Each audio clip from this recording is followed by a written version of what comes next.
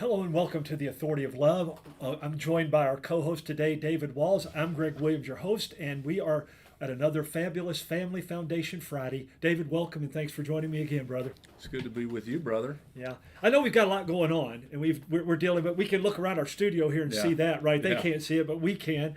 And but there's a lot of good things going on. How's the family doing? School's underway, full tilt now, and Yeah, we're in the swing of it. We got had a soccer tournament this past weekend. We had let's see, I don't know, 5 or 6 total soccer games this weekend between all the kiddos. yeah, it's So, wonderful. Soccer's a blessing, though. Soccer's a yeah. blessing. Every bird's a blessing, right? Except it was hot. It was hot last weekend. Yeah, and Thankfully, no games this weekend because I think with the remnants of the hurricane and the rain that we're expecting. I don't think there'll be any soccer play this weekend. Yeah, they've already had professional games called off and everything because Yeah. it's moving through and dumping a lot of rain and other things. So we do want to pray for those that are in the path of Absolutely. Helene and in the wake of Helene as well. So we want to remember that. I know I've got friends in Florida and Georgia and places there and I know you do as well. One of the hot topics that has come up in the last week or so, David, is this what we're going to call Amber's story. And I'll just say this and let you fill in the gaps. This is another one of those where the liberals and the medias are running full tilt with disinformation and there are no fact checks. They're blaming anti-abortion or pro-life groups and whatever else that may be. Yeah. Let's help set people straight on what actually happened. Yeah. So, and it's not just a matter of not fact checking. It's a matter of pushing a false narrative to continue to promote a pro-abortion agenda. And sacrificing the health and safety of not just the baby, but mothers as well. Yeah. So folks may have heard some about the tragic death of, I believe it's Amber Nicole Thurman, that the media has harped on. Vice President Harris, running for president, has harped on and has tried to frame her very sad, tragic death as somehow related to pro-life laws that were on the books in the state of Georgia. Right. But as the facts have come out on this case, it's actually the exact opposite. It's because of pro-abortionists. It is because, unfortunately, of the chemical abortion pill, which, as we know, I believe now is something like 67% of all preborn babies lose their life via the chemical abortion pill, as opposed to the surgical abortion currently. But what happened was she had traveled to another state to seek an abortion and was given the 2-pill chemical abortion pill regimen. Took that, and then, as many women do, in fact, I think the FDA even says 1 in 25 will have serious complications. Especially after, I think, David, don't quote me on this, listeners, but you can check it out yourself. I think if it's after 5 or 6 weeks, those complications are multiplied. They're magnified. Yes. And I think she was at like 9 weeks. Yeah. Which, again, there used to be some protections in place under the FDA, but and monitoring, and so forth. But that has all been removed under the Biden-Harris administration. So that's actually a pro-abortion thing that's causing this. Absolutely. Yes. And then, so she had very serious medical complications, and she unfortunately went on to actually pass away. Yeah. And there's more to this story, but again, the media, Vice President Harris has tried to harp on this, continuing to paint this false narrative that women can't get the treatment that they need under states with pro-life laws. And the reality is it's the exact opposite. And I'll share, Greg, I was actually this week blessed to get to go to Assurance Pregnancy Care Center, their annual dinner, and their keynote speaker was Dr. Christina Francis, who is the CEO of the American Association of Pro-Life OBGYNs.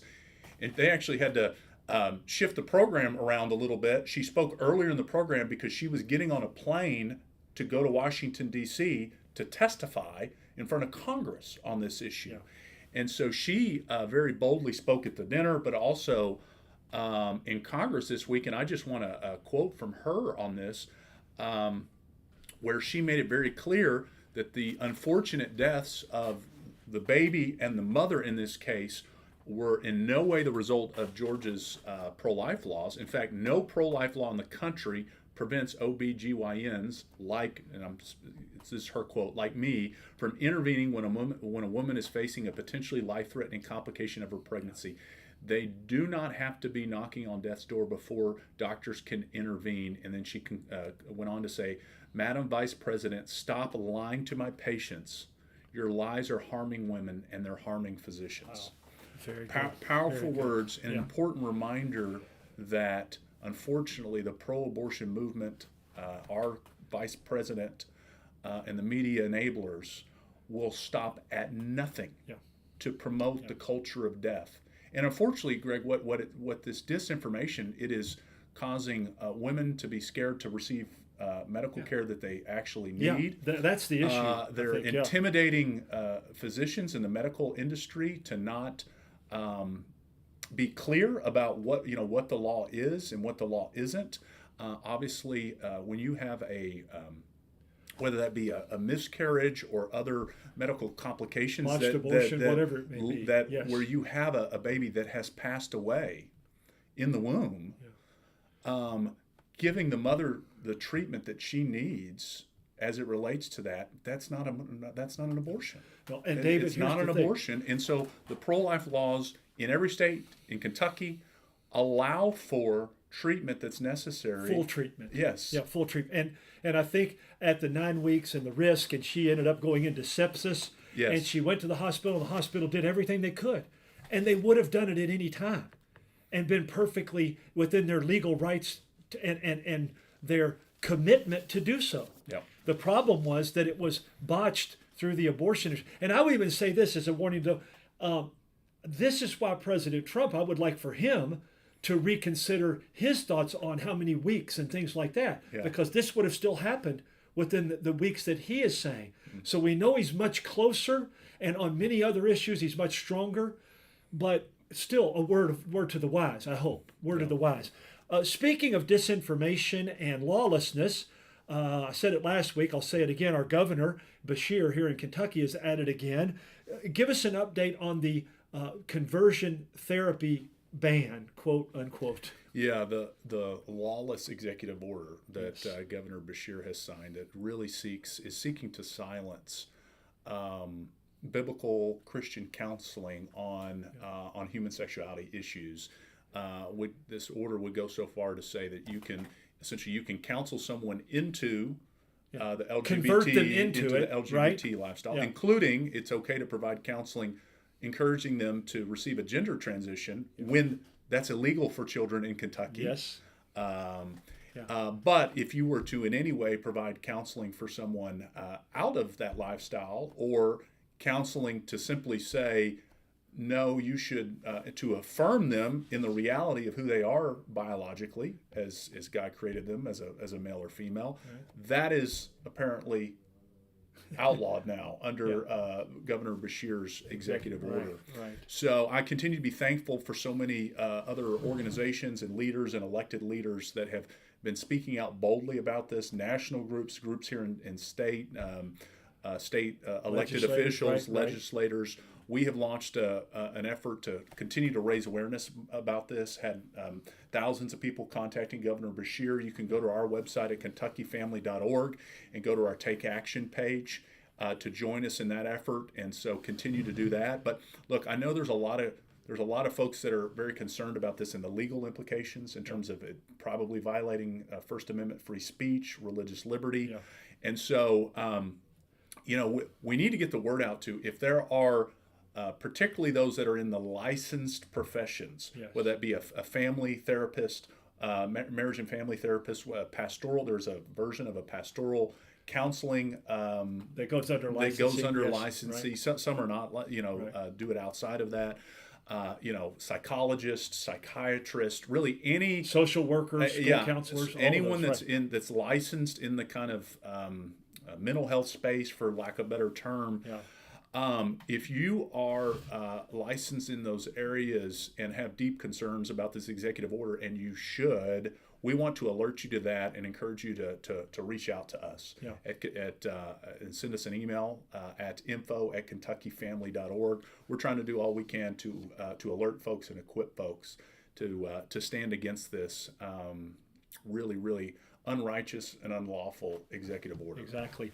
And with that said, and I mentioned school counselors as being those that are social workers that are some of the licensed, we know that the governor also lawlessly pushed for the schools to go against the law on this very same issue earlier.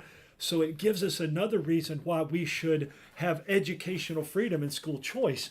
You were privileged to take part in a conversation on public radio that will air later in October, Yeah. right? Tell us a little about that. Yeah, I had an interesting kind of back and forth debate exchange that'll be airing later this year. We'll share the information later in the next month in October. But had a kind of a cordial conversation on some important questions with John Schaaf, who is a very strong opponent to educational freedom. And it was an interesting conversation. I'm thankful for the opportunity that we had. Again, Amendment 2 on the ballot is a school choice proposed constitutional amendment. If it passed, it would simply just allow Kentucky to have a conversation in the General Assembly about moving forward with school choice policies in Kentucky. And there are some that are opposed to that. And really, Greg, what I think is underlying a lot of it, and some of that came from the conversation that we had, was control. They want to continue to have government control, all the resources, and everything that comes with that. And I continue to see this difference in focuses. The school choice movement, the supporters of Amendment 2, are seeking to put students first, to say, why don't we and families move towards a system that empowers families and students, and even, Lord willing, might look at putting some resources following families and students, as opposed to continuing to prop up a system that just flat out doesn't work for everyone. There's no way a one-size-fits-all education system, which is effectively what we have in the Commonwealth, will work. It's not working. I think everyone would agree that there's significant changes the test or scores and everything's improvements. showing. Yes.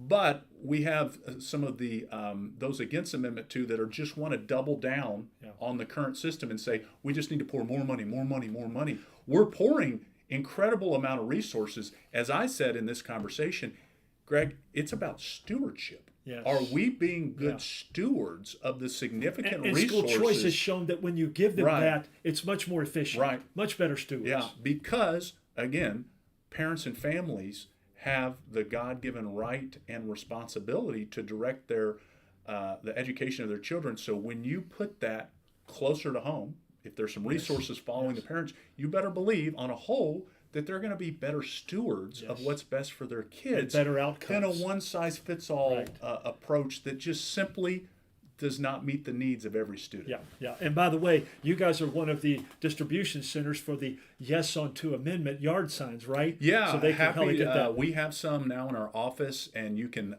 reach out to us at info@kentuckyfamily.org or call our office at 859-255-5400. If you're interested in showing your support for school choice and Amendment 2, we'd be happy to provide you a yard sign. We're just serving as a distribution center, and we have a lot more resources too. Amendment 2 resources, presidential voter guide resources, citizens, however we can help serve you. We want to do it. And finally, don't forget the Kentucky Family Forum on October 12th. We'll be pushing that more the next couple of weeks, but there is room for you to get individual discounted rates and fill some tables. You can come. So we'd love to have you there. Absolutely. David, thanks for joining us again. I'm Greg Williams, and we thank you, listeners, for joining us. Thanks to the Lord.